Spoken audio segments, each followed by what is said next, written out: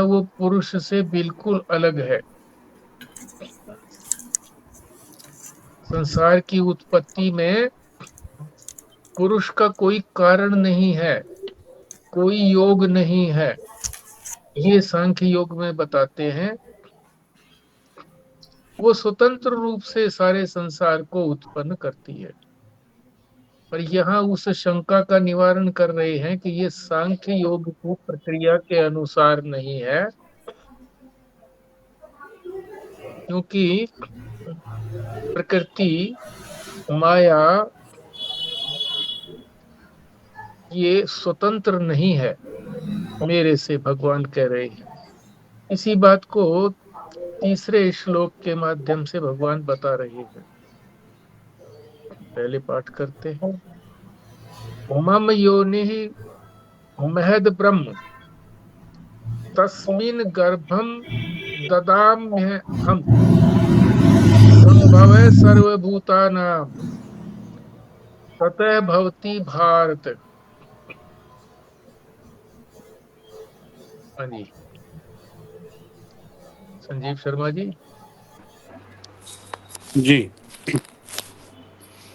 मम योनि महत् ब्रह्म तस्मिन् गर्भं दधामि अहं संभव सर्वभूतानां ततः भवति भारत। भारद्वाज साहब। मम योनि महत् ब्रह्म तस्मिन् गर्भं ददामि अहं संभव सर्वभूतानां ततः भवति भारत। बल्ला जी। मम योनि बृहद् ब्रह्म तस्मिन् गर्भ ददामि अहं संभवा सर्वभूतानां ततो भवति भारत। पुराना जी।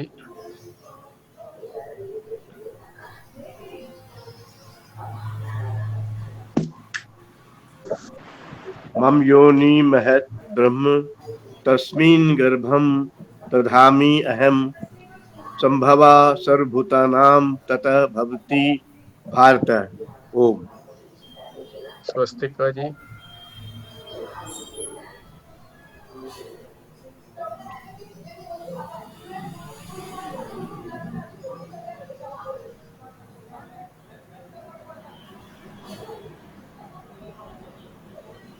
कृष्णा जी।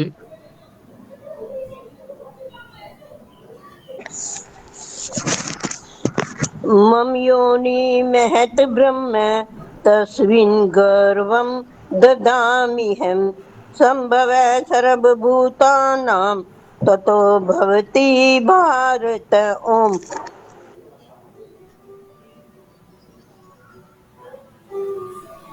स्वस्तिका जी।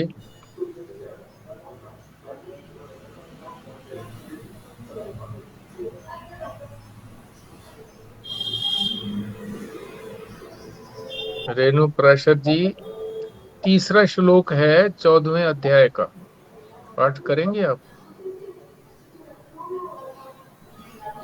कर रही हूँ।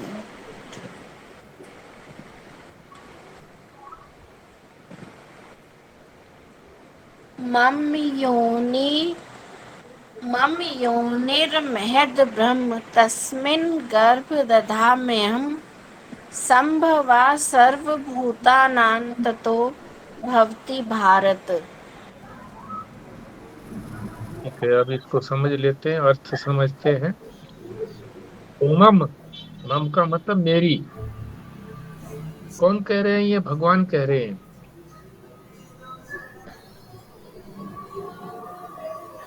योनि, यहाँ योनि किसको कहा गया है? माया को, प्रकृति को।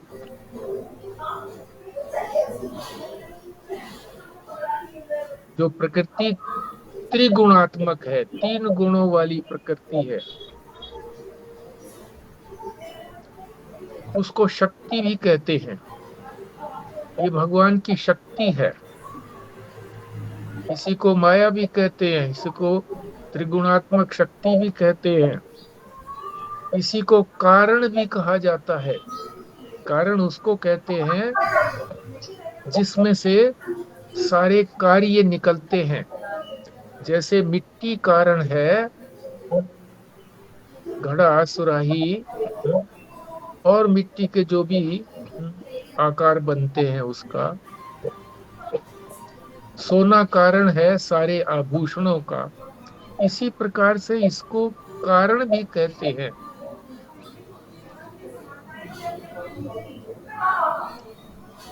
प्रकृति को। तो ये प्रकृति कैसी है?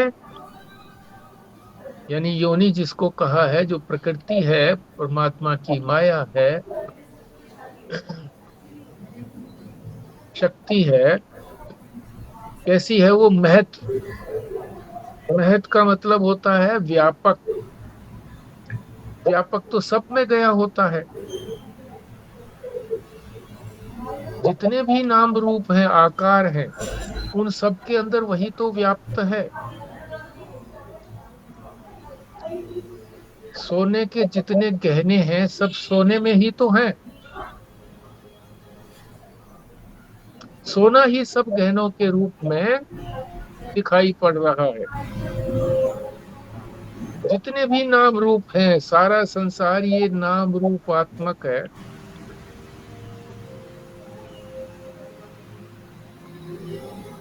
यही कार्य हैं, माया के कार्य हैं।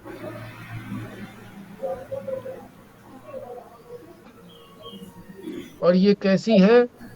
ब्रह्म भी कहा है इसको। ब्रह्म का अर्थ व्यापक भी होता है, पर यहाँ ब्रह्म का अर्थ बताया है पोषण और भरण करने वाला। भरण करता है और फिर उसकी पुष्टि भी करता है। जैसे हम भोजन अंदर डालते हैं तो डालने से ही भोजन हजम नहीं होता। भगवान अपनी माया के द्वारा ही उस भोजन को हजम करती है, पचाती है। पचाम में हम।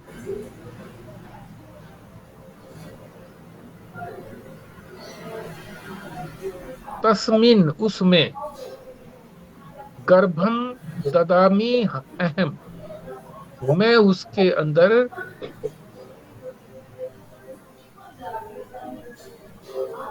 गर्भ धारण कराता हूं।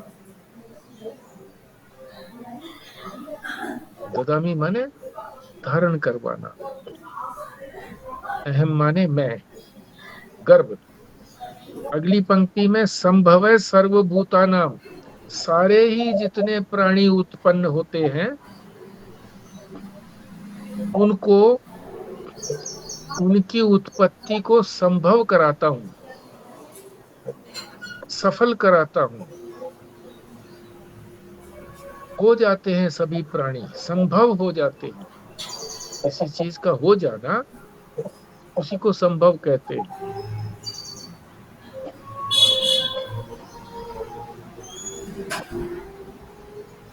इसको और विस्तार से समझते हैं।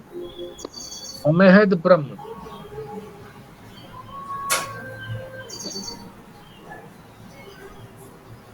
कौन है महद ब्रह्म? माया, प्रकृति, शक्ति। किसकी? मम, मेरी, परमात्मा की। परमात्मा की जो शक्ति है, जिसको प्रकृति भी कहते हैं, माया भी कहते हैं, कारण भी कहते हैं, क्योंकि उसी में से सब उत्पन्न होता है और उसी में लीन होता है। उसी को ही कारण कहा जाता है। मिट्टी से ही सारे खिलौने मिट्टी के बने, और जब टूटते हैं तो फिर मिट्टी तो रह जाती है, मिट्टी में ही तो लीन हो जाते हैं।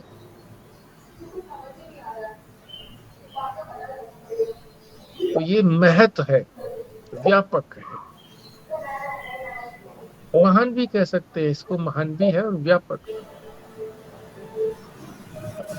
महान का मतलब जिसका कोई आदि नहीं मिलता।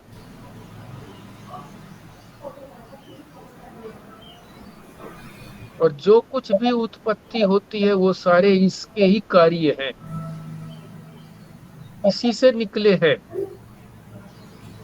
जितने भी ये आकार निकले हैं, आकार को नाम रख दिया जाता है, तो नाम और रूप, ये सारा संसार नाम रूपात्मक ही है,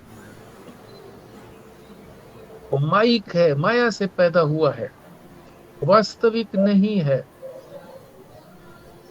और जैसा भी है, हमें उसका पता तो लगाना है कि इसकी उत्पत्ति कैसे हुई। उत्पत्ति जो है वो माया से ही हुई, और माया किसकी है? परमात्मा की है। और वो ब्रह्म भी कहा है उसको। क्यों कहा है? क्योंकि जब भगवान इसमें अपना बीज धारण कराते हैं, उसके बाद पोषण सारा यही करती है, धारण भी करती है, पोषण भी करती है, भरण भी करती है, पोषण भी करती है। इसीलिए इसको ब्रह्म भी कहा है, व्यापक कहा है, व्यापक है ये। उपनिषदों में भी बहुत बार इसको ब्रह्म कहा गया है। और ये 3 गुणों वाली है, त्रिगुणात्मक शक्ति है ये परमात्मा की। पर ये परमात्मा से स्वतंत्र नहीं है, परमात्मा के अधीन है। क्यों? उसी की शक्ति है, परमेश्वर की ही प्रकृति है। इसलिए स्वतंत्रता का निवारण करने के लिए इस सांख्य योग में प्रकृति को स्वतंत्र बताया है। तो यहाँ वेदांत के अंदर प्रकृति स्वतंत्र नहीं है। क्यों? वेदांत जो है वो अद्वैत वेदांत है। अकेला वेदांत ही नहीं कहें हम इसको, अद्वैत वेदांत, दूसरा कोई है ही नहीं। अगर प्रकृति को, माया को स्वतंत्र मान लिया तो 2 हो गए, एक प्रकृति स्वतंत्र हो गई, एक ईश्वर स्वतंत्र हो गया। ईश्वर के अधीन है, इसलिए उसकी स्वतंत्रता नहीं है। इसलिए साफ साफ कह दिया कि मम, मेरी है ये योनि, मेरे अधीन है। चाहे वो व्यापक है, चाहे वो भरण पोषण भी करती है, और चाहे सब कुछ उसी में से निकलता है, पर मैं ही तो उसको गर्भ धारण कराता हूं।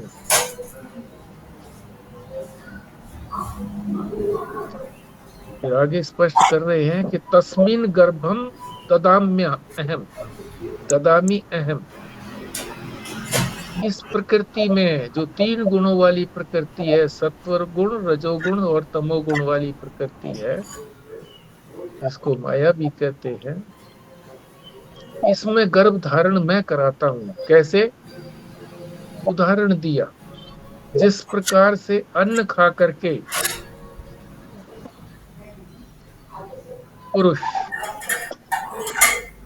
फिर वो चरम धातु, उसकी अंतिम धातु, धातुओं में परिवर्तित होता चला जाता है।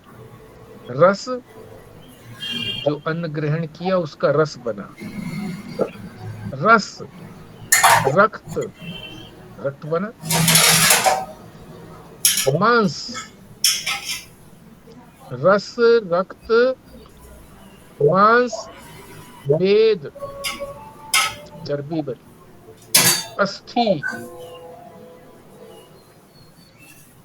हड्डी, मज्जा, उसके अंदर रहने वाला जो पीला पदार्थ है उसको मज्जा कहते हैं। और शुक्र, अंतिम धातु शुक्र।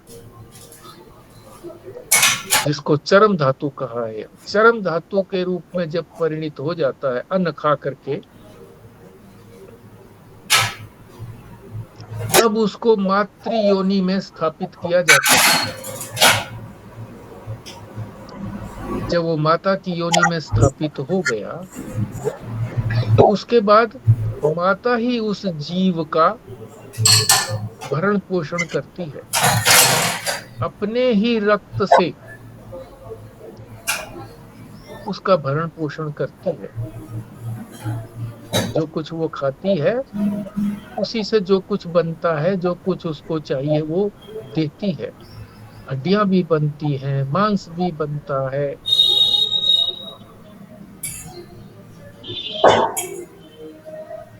रक्त की नालिकाएं भी बनती हैं, नसें भी बनती हैं, चमड़ी भी बनती है और अंग भी बनते हैं सारे। इसी का उदाहरण देकर के भगवान बता रहे हैं, इसी प्रकार से जैसे ये बताया है, महाप्रलय के अंदर जब महाप्रलय होती है, सारे जीव परमेश्वर में लीन हो जाते हैं। तो यहाँ परमेश्वर क्यों कह दिया लीन हो जाते हैं? वहां तो ये बताया था कि सब कुछ जो उत्पत्ति होती है वो माया से ही होती है, वही व्यापक है, वही भरण पोषण करती है। ये तो बात ठीक है, भरण पोषण भी करती है, व्यापक भी है, पर सारे जीव उसमें ही क्यों लीन होते हैं? उसी में होने चाहिए, परमेश्वर में कैसे लीन हो गई? इसलिए कहा है कि क्योंकि ये शक्ति या जिसको माया कहा है, शक्ति कहा है, प्रकृति कहा है, ये ईश्वर के अधीन है। तो इसलिए कहा जाएगा कि ईश्वर में ही लीन हो जाते हैं। और अद्वैत वेदांत के अंदर ईश्वर को ही कारण कहा है।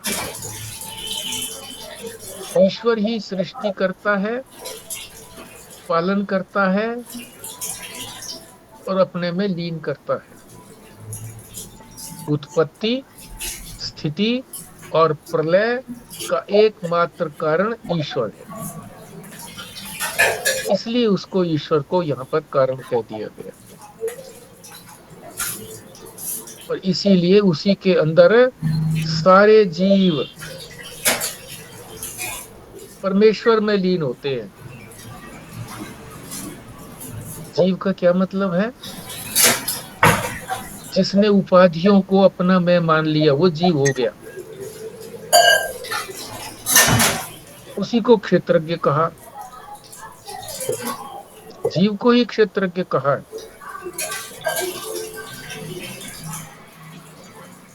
उत्पत्ति के क्रम में जीव को ही क्षेत्रज्ञ कहा है। वही जीव जो उन्होंने कर्म किए थे पूर्व जन्म में, उनके भोग का जब काल आता है, यानी प्रारब्ध जब पकता है, कर्म जब फल देने के लिए तैयार होते हैं, जो तैयार हुए हुए फल हैं उसी को प्रारब्ध कहा जाता है। और समय आ गया उसको, अब उसको फल मिलना ही चाहिए, तब ये सृष्टि बनती है, तब सृष्टि होती है। क्योंकि नहीं तो प्रारब्ध का भोग नहीं होगा। फिर जो उसने कर्म किए हैं उसका भोग कैसे होगा? लीन ही पड़ा रहे तो। वो सारे कर्म, उनके पुण्यों के, पाप के जो संस्कार हैं वो सारे, और उसके अंदर जितने भी काम, क्रोध आदि जो भी कुछ विकार हैं, सारे के सारे यूं के यूं लीन होते हैं। ऐसा नहीं है कि वो समाप्त हो जाते हो,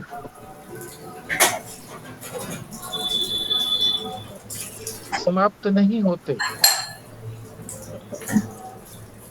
नहीं तो अगर समाप्त हो जाए तो फिर कर्म करने का कोई फल ही नहीं रहा, अच्छे कर्म करने का कोई फल ही नहीं रहा।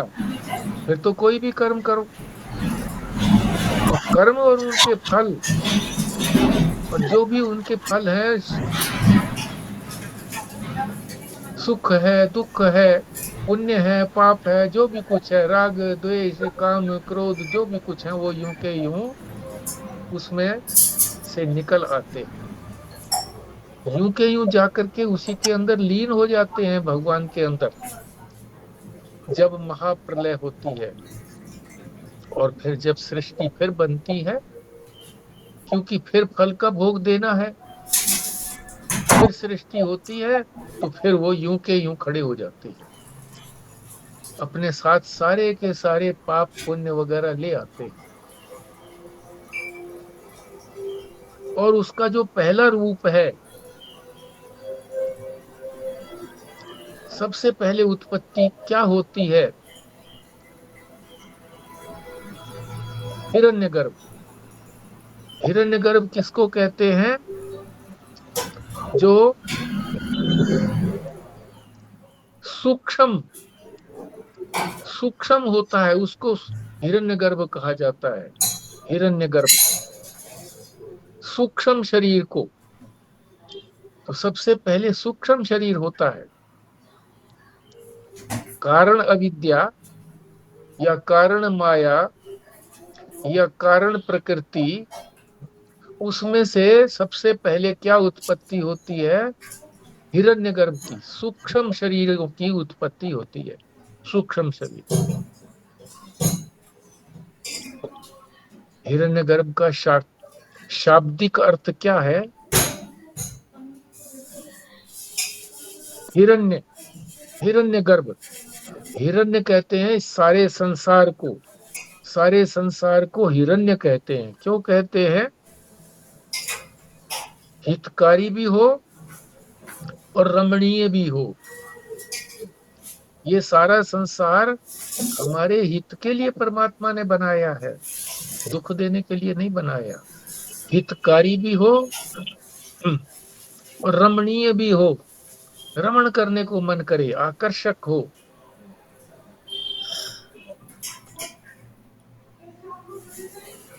इसी को हिरण्य कहते हैं। हिरण्य माने संसार। सारा संसार सूक्ष्म रूप में उत्पन्न हुआ और उसको हिरण्यगर्भ की उपाधि मिली। ये उपाधि है, ये जीव की उपाधि है, परमात्मा की उपाधि कहिए इसको, जीव की नहीं बल्कि परमात्मा की उपाधि है ये। महाप्रलय में तो परमेश्वर कारणोपाधिक है। महाप्रलय के अंदर महाप्रलय होती है तो ईश्वर जो है वो, परमेश्वर जो है वो कारण है। कारण भी एक उपाधि है। स्थूल सूक्ष्म कारण, तीन ही तो हमारे शरीर हैं। एक स्थूल शरीर है जो हमको दिख भर रहा है, पांचों ज्ञानेंद्रियों से ज्ञान हो रहा है स्थूल शरीर का, आंख से दिख भी रहा है। कान से अगर इसको हम मसले ऐसे तो आवाज भी आती है, कान से सुनती भी है। जीभ से चखें तो इसमें कोई नमकीन पना भी मालूम पड़ता है। सूंघें तो भी इसके अंदर कोई ना कोई गंध आती है। स्पर्श भी कर सकते हैं हम इसका। और पांचों ज्ञानेंद्रियों से इसका पता लगता है स्थूल है। ये किससे उत्पन्न होता है? सूक्ष्म चीज से। सूक्ष्म चीज पहले होती है, फिर उसके बाद स्थूल बनता है। जैसे गर्भ की ही बात है, कितना सूक्ष्म शरीर है, कितना सूक्ष्म है। एक बूंद उस चरम धातु की, और एक बूंद में भी लाखों कीटाणु। एक कीटाणु ही पर्याप्त है, दिखता भर नहीं है किसी को भी वो आंखों से। वो केवल माइक्रोस्कोप से पता लगता है, हिलता हुआ है इसलिए पता लगता है। तो सूक्ष्म शरीर पहले उत्पत्ति होती है कारण से, माया से, अज्ञान से। ये सब एक ही अर्थ वाले हैं।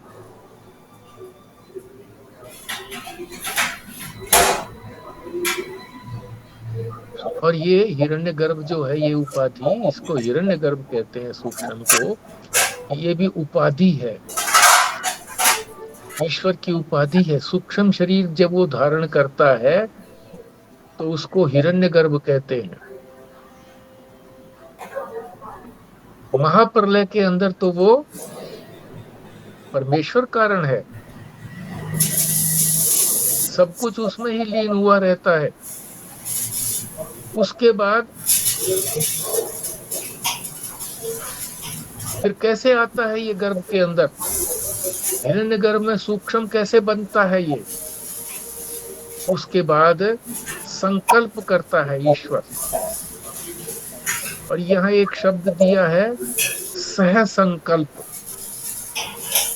पहले ये लगता था कि ये सह गलत लिखा होगा, मिस प्रिंट होगा, पर सोचने से निर्णय हुआ कि ये सह शब्द ऐसे नहीं, अनायास नहीं लिखा हुआ, गलती से नहीं लिखा हुआ। सह संकल्प, दोनों का संकल्प होता है, माया का भी और ईश्वर का भी। जैसे स्त्री का और पुरुष का दोनों का संकल्प होता है, तभी तो संतानोत्पत्ति होती है। इसी तरह से बहुश्याम प्रजाये, मैं एक हूं, बहुत हो जाऊं, बहुश्याम, बहुत हो जाऊं, प्रजा के रूप में, उत्पत्ति के रूप में बहुत हो जाऊं, मैं अकेला हूं। सह संकल्प से, दोनों के संकल्प से। संकल्प से ही गर्भ का आधान होता है, संकल्प नहीं होता तो गर्भ का आधान नहीं होता।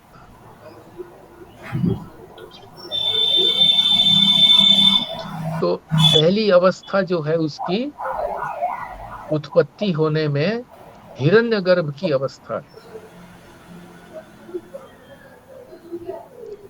जैसे शरीर में भी, स्त्री के शरीर में भी अनेक अवस्थाएं होती हैं उसकी। मच्छर की भी देखी हैं अनेक अवस्थाएं, उत्पत्ति होती है जब। सबकी इसी तरह से अनेक अवस्थाएं बनती हैं।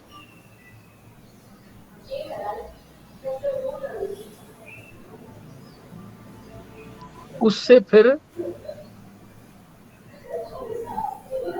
जो सारा सूक्ष्म प्रपंच है, जितना भी, सभी जितने भी स्थूल शरीर उत्पन्न हुए हैं, जितने भी प्राणी हैं, उनके जो स्थूल शरीर हैं, पहले उनके सूक्ष्म शरीर होते हैं, उसी से स्थूल शरीर बनते हैं। जब वो स्थूल बन जाते हैं शरीर, तो उसको क्या कहते हैं? विराट।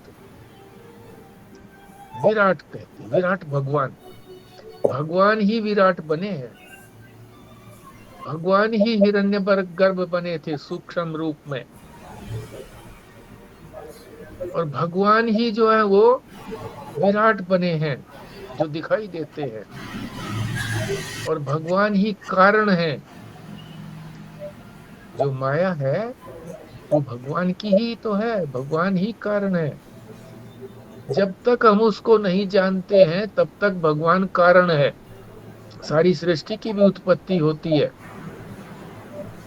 अज्ञान है, हमें अज्ञान है, तो भगवान भी सब कुछ उत्पन्न कर रहे दिखते हैं हमको, उत्पन्न करते हुए। हमें ये उत्पत्ति दिखती है, इसी को स्पष्ट करने के लिए भगवान तीसरे श्लोक में इस उत्पत्ति को स्पष्ट करते हैं कि कैसे कैसे ये उत्पत्ति होती है माया और मेरे सम्मिलन से। पहले कौन सा रूप होता है? सूक्ष्म रूप, जिसको हिरण्यगर्भ कहते हैं। और दूसरा जो है वो विराट रूप, जो स्थूल हो जाता है, जो दिखने लगता है, नाम रूप हो जाता है उसका, होता कैसे है, वो क्यों होता है, सारे भूतों के जन्म क्यों होते हैं, जन्म का कारण क्या है, हिरण्यगर्भ क्यों पैदा होता है, बनता है, उसका कारण है बहुश्याम प्रजाए,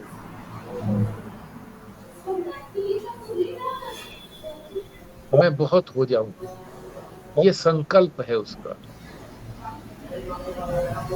केवल संकल्प मात्र करना पड़ता है।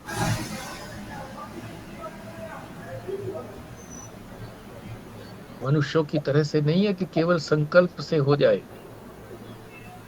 परमात्मा जो है वो तो सत्य संकल्प है, जैसा संकल्प किया उसने तुरंत प्रकट हो जाता है। इसलिए सब कुछ उसी से उत्पन्न हुआ।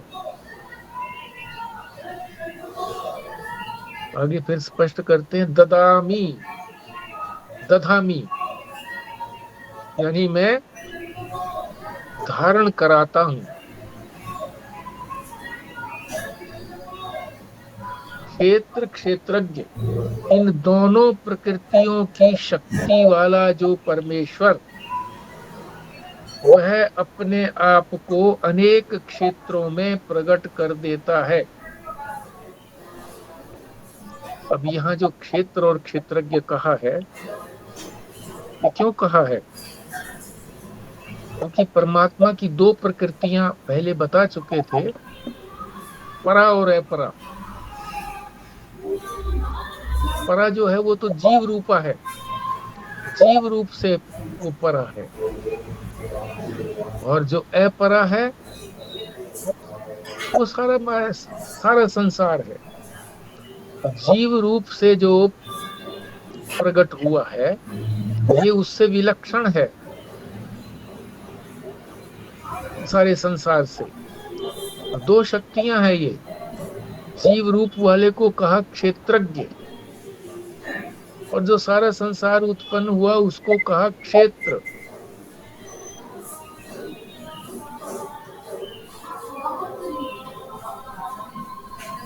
क्षेत्र और क्षेत्रज्ञ दोनों की उत्पत्ति, ये दोनों ही उसकी शक्तियां हैं। इन्हीं के मेल से ईश्वर जो है वो गर्भ धारण कराता है। और क्षेत्रज्ञ कब बनता है? जब वही परमात्मा अविद्या काम कर्म, पहले अविद्या का प्रवेश होता है, फिर उससे कामना की उत्पत्ति होती है, और कामना की पूर्ति के लिए फिर कर्म करता है, और कर्म करने से फिर कर्मों का फल, पुण्य या पाप। शास्त्रानुसार कर्म करने का फल जो है वो पुण्य, उसके विरुद्ध काम करने का पाप। उनका फल भोगने के लिए फिर दूसरा शरीर। इस तरह से ये क्रम चलता रहता है।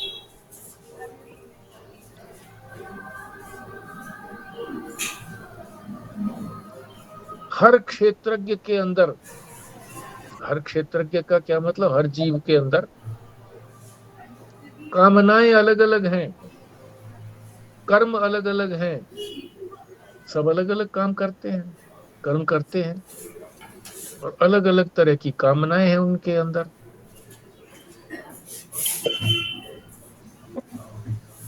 उसी के अनुसार उनको फल भी मिलता है।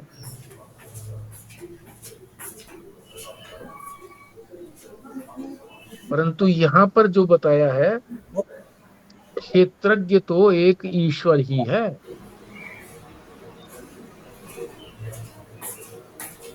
जीव को ईश्वर ही कहा है कि वही है, दो नहीं है ये कि क्षेत्रज्ञ अलग हो और ईश्वर अलग हो। ईश्वर ही क्षेत्रज्ञ बनता है जब वो अपने को अविद्या धारण करता है, माया धारण करता है, फिर उसमें कामनाएं उत्पन्न होती हैं, कामनाओं से कर्म करता है, और कर्मों से फिर इस संसार के बंधन में बंधा रहता है। जन्म मरण के चक्र में चलता रहता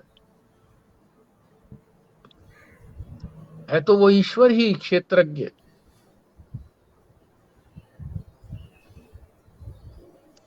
एक जगह बताया भी था तो क्षेत्रज्ञ ही ईश्वर है, क्योंकि वो सब में व्याप्त है, तभी उसे क्षेत्रज्ञ कहा गया है। एक ही शरीर में सीमित न हो, सभी शरीरों में जो व्याप्त हो, फैला हुआ हो, सभी शरीरों की आत्मा हो, तो उसी को तो क्षेत्रज्ञ कहा है। वास्तव में तो वही क्षेत्रज्ञ है, वही ईश्वर है। तो पर जब ईश्वर ही क्षेत्र है और क्षेत्रज्ञ है, और हम फालतू में परेशान हो रहे हैं, फिर हम कहाँ हैं? ईश्वर ही क्षेत्र है, ये हमने कहाँ जाना है। ईश्वर ही क्षेत्रज्ञ है, ये भी हमने नहीं जाना है। परेशानी तो इसीलिए है ना कि हम अपने आप को, हम क्षेत्रज्ञ हैं, हम हैं तो ईश्वर ही, है तो ब्रह्म ही, हम अपने आप को नहीं जानते हैं। हम इस शरीर में अपने आप को जब सीमित कर लेते हैं तो हमें ही जीव कह दिया जाता है। उसी को क्षेत्रज्ञ भी बोलते हैं। जो पहले श्लोक में, इस 13वें अध्याय के पहले श्लोक में उसी को बताया था, जो क्षेत्र को जानता है उसको क्षेत्रज्ञ कहते हैं। मैं अपने शरीर को जानता हूं इसलिए मैं क्षेत्रज्ञ हो गया। और बाद में फिर वो स्पष्ट करते हैं दूसरे श्लोक के अंदर कि वो वास्तव में क्षेत्रज्ञ नहीं है। क्षेत्रज्ञ तो वो है जो सभी शरीरों में व्याप्त है, सभी शरीरों की आत्मा है, वो उसको क्षेत्रज्ञ कहते हैं। तो अभी हमने अपने को एक ही शरीर में सीमित मान लिया है, इसलिए हम वो वाला क्षेत्रज्ञ हैं जो पहले श्लोक में कहा गया है, जिसको जीव कहा गया। जीव जब कोई उपाधि धारण जब परमात्मा ही उपाधि धारण कर लेता है, इस शरीर में अपने आप को सीमित समझ लेता है, तो फिर वो जीव कहलाता है। और जब वो अपने आप को व्यापक समझ लेता है, अपरिच्छिन्न समझ लेता है, ये ज्ञान हो जाता है, तो फिर वही ईश्वर है। अनेक उपाधियों के अंदर प्रतीत होने के कारण उसका क्षेत्रज्ञ रूप प्रकट हो जाता है। अनेक उपाधियों में, अलग अलग उपाधियों में अपने आप को प्रकट कर लेता है। और जब अनेक उपाधियां हो जाती हैं तो क्षेत्र के साथ क्षेत्रज्ञ का संबंध हो जाता है। क्षेत्र सारा संसार हो गया। दोनों के, या क्षेत्र कहो, इस शरीर को कहो, इस शरीर को क्षेत्र, और जो इसको जानने वाला अपने में, इसी में ही अपने आप को सीमित समझने लगता है, तो वो क्षेत्रज्ञ। फिर इन दोनों के मेल से ही इस सृष्टि की उत्पत्ति होती है। और ये दोनों का मेल हो सकता नहीं है, क्योंकि जीव जो है वो ईश्वर रूप है, चेतन है, ये शरीर जड़ है, इन दोनों का मेल हो नहीं सकता। पर कैसे होता है? अध्यास रूप, अज्ञान से, बेसमझी से, नासमझी से इन दोनों का संबंध हो जाता है।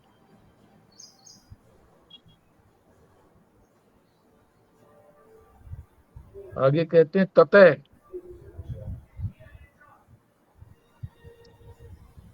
तब, ततः माने तब भी होता है, ततः माने परमेश्वर, तत्व, तत् कहते हैं ना,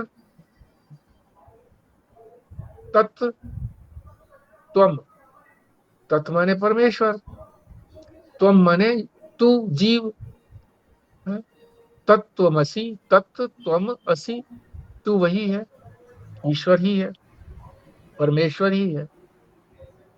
परमेश्वर के द्वारा महत योनि के अंदर, व्यापक योनि के अंदर, माया के अंदर, त्रिगुणात्मिका प्रकृति के अंदर, अपनी शक्ति के अंदर गर्भ धारण कराने से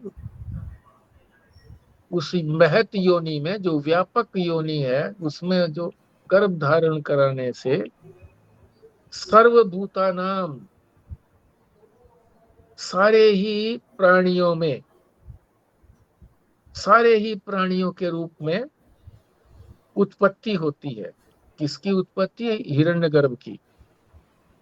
हिरण्यगर्भ के द्वार से एक दरवाजा हो गया हिरण्यगर्भ का, सूक्ष्म शरीर एक दरवाजा हो गया जिसका नाम हो गया हिरण्यगर्भ। उस दरवाजे से फिर दूसरे दरवाजे में पंचीकरण होकर के स्थूल शरीर उत्पन्न होता है, जिसको विराट कहते हैं, जो सारे स्थूल शरीरों का अभिमानी है, मालिक है। सारे ही स्थूल शरीरों का मालिक विराट भगवान है, और सारे ही सूक्ष्म शरीरों का मालिक हिरण्यगर्भ है, और सारी माया का मालिक ईश्वर है। ईश्वर ही तीनों रूपों में प्रकट है, माया के रूप में भी, क्योंकि उसी की शक्ति है, हिरण्यगर्भ के रूप में भी, सूक्ष्म शरीरों के रूप में भी वो, और स्थूल शरीर के रूप में भी, विराट रूप में भी वो वही है। ईश्वर का मतलब ब्रह्म? हाँ, ब्रह्म और ईश्वर कोई अलग नहीं है। ब्रह्म ही जब माया की उपाधि धारण करता है, शक्ति तो उसमें है, जब वो उस शक्ति का प्रयोग नहीं करता तो है ब्रह्म, शांत है। शक्ति का प्रयोग करता है तो ईश्वर कहलाता है। ईश्वर कोई अलग एंटिटी नहीं है।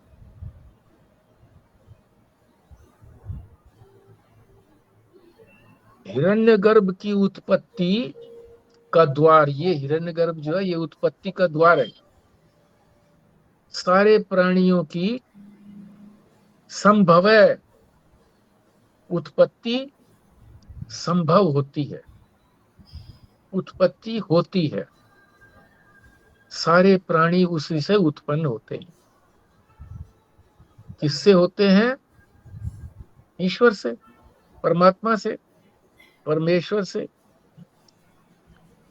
कैसे होते हैं? कि वही जब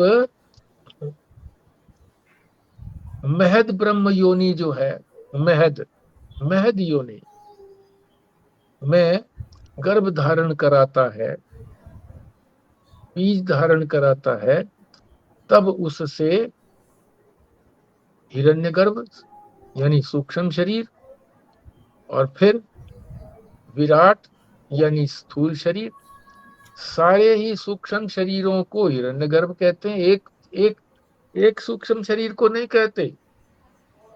एक सूक्ष्म शरीर को तो तेजस कहते हैं, तेजस। और सारे सूक्ष्म शरीरों को हिरण्यगर्भ कहते हैं। और एक स्थूल शरीर को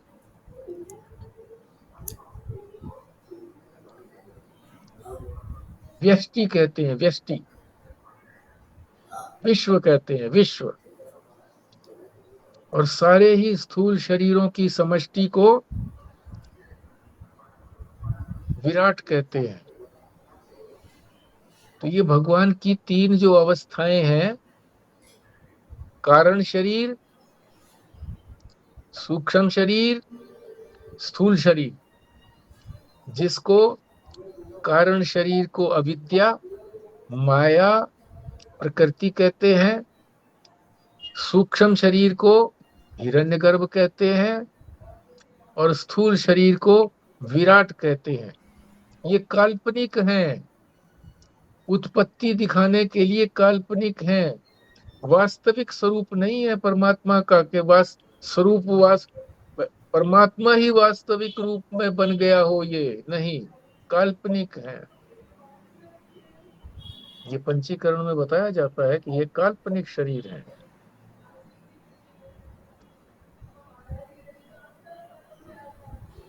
व्यष्टि के अंदर जब ये तीनों होते हैं तो व्यष्टि स्थूल शरीर को विश्व कहते हैं, उसी की जब समष्टि हो जाती है तो उसको विराट बोलते हैं। और जब सूक्ष्म शरीर, एक ही शरीर के अंदर सूक्ष्म शरीर को तेजस कहते हैं, और उसी की समष्टि को, समूह को, सारे ही सूक्ष्म शरीरों के समूह को हिरण्यगर्भ कहते हैं। और तीसरा जो कारण शरीर, जो एक ही व्यक्ति से संबंधित है, उसको कहते हैं प्राज्ञ। प्राज्ञ। और सारे ही अविद्याओं का जो समूह है, जिसको, जो ईश्वर उसका मालिक है, उसको कहते हैं ईश्वर। तो व्यष्टि रूप में तीनों को देखें तो विश्व, तेजस, प्राज्ञ। और इसी तरह से अगर समष्टि रूप में देखें तो विराट, हिरण्यगर्भ और ईश्वर। ये परमात्मा के काल्पनिक रूप हैं।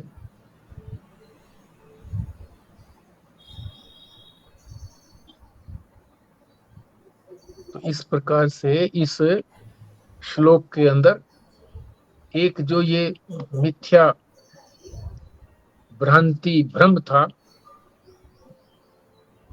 यानी विरोध प्रकट होता था कि सांख्य वाले तो पुरुष और प्रकृति को, दोनों को स्वतंत्र मानते हैं, दो तत्व अलग अलग मानते हैं। पर यहां जो है अद्वैत वेदांत में दूसरा द्वैत कोई है ही नहीं, एक ही तत्व है, ईश्वर ही तत्व है, ब्रह्म ही तत्व है, इसको बताया। यहाँ पर उसका निषेध हो गया, जो सांख्य वाले सोचते हैं कि प्रकृति और पुरुष दो तत्व हैं, दो नहीं एक ही है। ये अद्वैत वेदांत की प्रक्रिया है। और इसमें बार बार क्यों ले आते हैं इसको, सांख्य को? क्योंकि सांख्य और अद्वैत वेदांत का बहुत कुछ आपस में मिलता है, जोड़ा है इनका आपस में।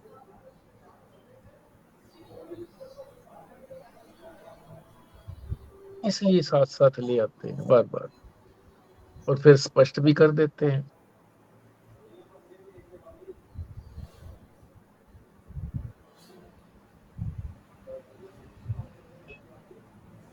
तो तीसरे श्लोक को अगर हम संक्षेप रूप में समझना चाहें तो वही समझते हैं कि किस तरह से इस सारे संसार की उत्पत्ति हुई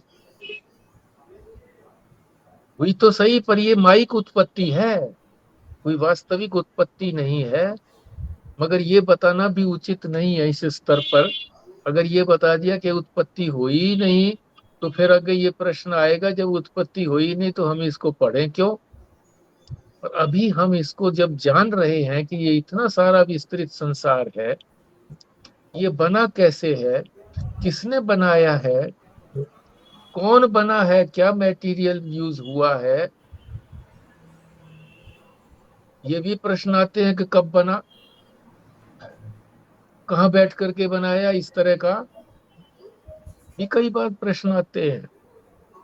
और सबका एक ही उत्तर है कि उस समय में ना तो कोई स्थान था, यानी देश नहीं था, समय भी नहीं था, किस समय में बना जी, कौन से सन में बना, ये भी नहीं। न समय था, न स्थान था, न कोई और वस्तु थी, यानी देश काल वस्तु थे ही नहीं। देश काल वस्तु तो फिर व्यवहार चलाने के लिए प्रकट किए गए हैं, कि देश काल वस्तु के बिना तो व्यवहार चलेगा नहीं। तो कहाँ बैठ करके बनाया, ये भी बात खत्म होगी, देश था ही नहीं। कब बनाया, ये भी बात खत्म हो गई, क्योंकि काल ही नहीं है। किस मटेरियल से बनाया, ये भी बात खत्म हो गई, क्योंकि कोई वस्तु थी ही नहीं। एकमात्र परमात्मा है, इसीलिए उसको अभिन्न निमित्तोपादान कारण कहते हैं, कि वही बना, उसी ने बनाया। बनाने वाला भी वही, बनने वाला भी वही।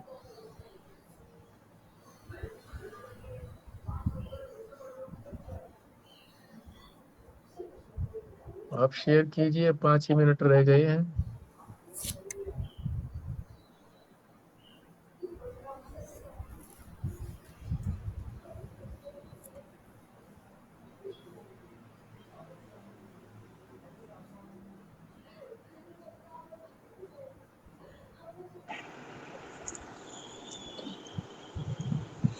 जैसे सपन दृष्टा सपन बनाता है, बाहर से कोई वस्तु नहीं अंदर जाती और वो अपने आप ही सपने में सब बना देता है। ऐसे ही परमात्मा ने इस सृष्टि की रचना की है।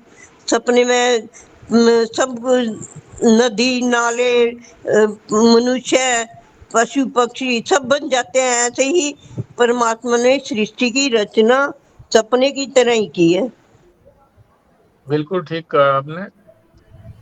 इससे यह भी पता लगता है कि हमारे में भी कोई शक्ति की कमी नहीं है।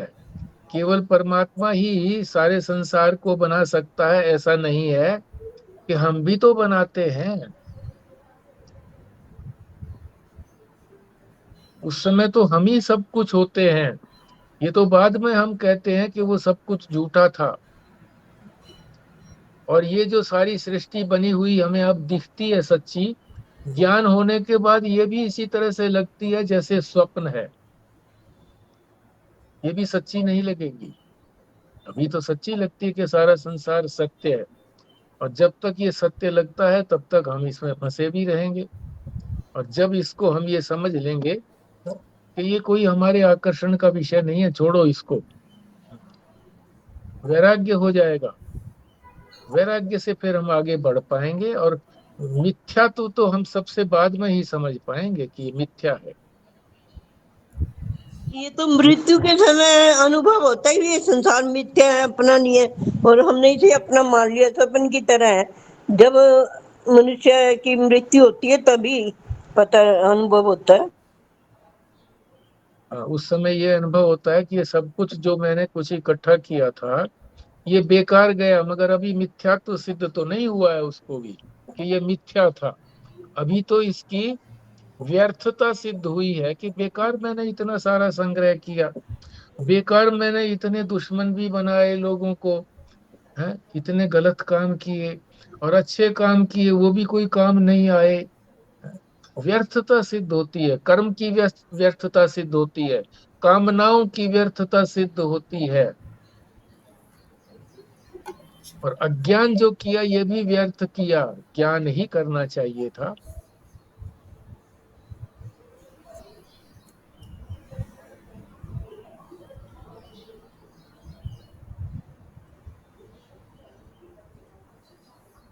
मृत्यु काल में भी सत्यता जाती नहीं है संसार की।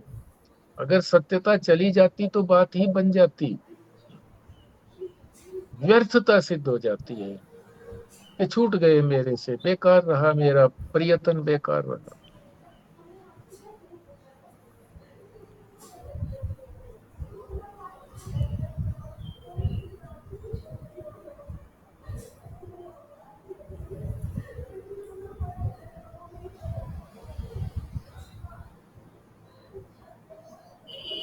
और आज जो सारे उसमें नेट के अंदर सब जगह यही आ रही थी कि वो बॉम्ब हॉक्स, हाँ जी, सारे स्कूलों के अंदर सारे स्कूल खाली हो गए हैं। तो वो सारी व्यर्थता सिद्ध हो गई ना, जो भी कुछ किया था वहां पर। तो स्वस्ति का बताओ कि भाई पहले ये सारे उन्होंने क्लियरेंस दे दी, तब जाकर के तुम लोग गए क्या वहां से, स्कूल छोड़ा तुमने? जब वो जो बम को डिस्पोज कर देते हैं, खत्म कर देते हैं, वो जो पुलिस की टीम आ गई उसने जब क्लियरेंस दे दी तब स्कूल छोड़ा या उससे पहले ही छोड़ के चले गए थे? बच्चे तो भेज दिए होंगे।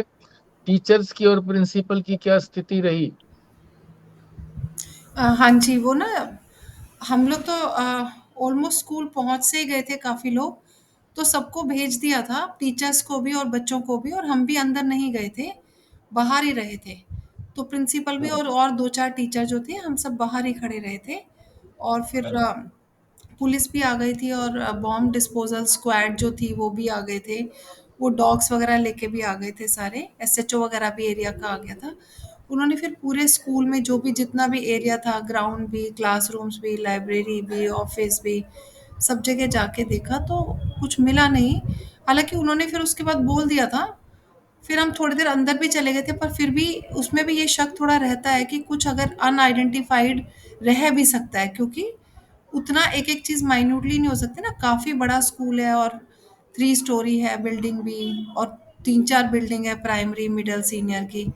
तो फिर उसके बाद भी थोड़ी प्रिकॉशन ये रहती है कि अगर कुछ मतलब टेंटेटिवली कि अगर कुछ होगा तो वो 10, 12, 15 घंटे में हो जाएगी, अगर कुछ अगर बाई चांस कुछ रह भी गया होगा कहीं पर तो। तो फिर आज तो छुट्टी रही, फिर हम भी थोड़ी देर अंदर एक बार गए तो ज़रूर थे। थोड़ी देर बैठे होंगे 15-20 मिनट, आधा घंटा, फिर हम सबकी भी छुट्टी हो ही गई थी, फिर हम भी घर ही आ गए थे। तो टीचर बच्चे तो शुरू से ही अंदर ही नहीं आए थे, बस प्रिंसिपल और 2-4 टीचर रहे थे वहाँ पर। और फिर हमारी भी जब उन्होंने ओके कर दिया था तो फिर हम भी घर आ गए थे उसके बाद। कई स्कूलों ने ये दिखाया था कि भी सारे बच्चे अंदर पहुंच गए थे, 1-2 पीरियड लग भी गया था, उसके बाद फिर जब वो सूचना आई तब फिर बाहर उन्होंने पेरेंट्स को भी सूचना दी, फिर बाहर बच्चों को भेज रहे थे। ऐसे भी था लोग। हाँ, बहुत जगह मेल्स ना बाद में भी आई हैं। हमारे स्कूल में सुबह ही आ गई थी, तो वो फिर हमने वहीं प्रिवेंट कर लिया, बसेज़ नहीं आने दी या वैन ड्राइवर्स को भी मना कर दिया, या जो पहुँच गए तो वापस ही बच्चे भेज दिए। पर जो बच्चे एंटर कर गए थे और क्लासेस भी शुरू हो गई थी, तो फिर उनको इवैक्यूएट करना और ज़्यादा मुश्किल हो गया। पेरेंट को हाँ, बुलाना, बसेस को बुलाना, वैन्स को बुलाना, वो थोड़ा ज़्यादा टफ था उनके लिए।